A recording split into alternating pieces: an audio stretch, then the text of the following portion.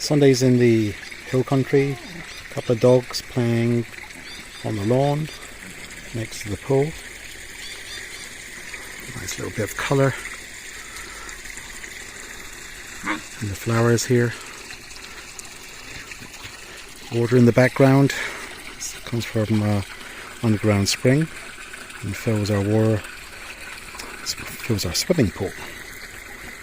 And cleaned it the other day, just emptied the water out, had a good scrub, and this is all new water that's come in. I'm looking forward to a swim this afternoon. And here's Patch at the end of the pool. A nice place to be on a Sunday afternoon.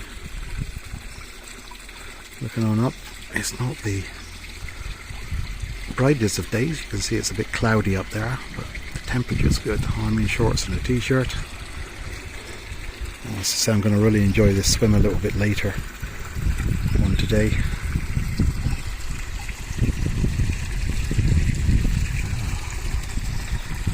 This is life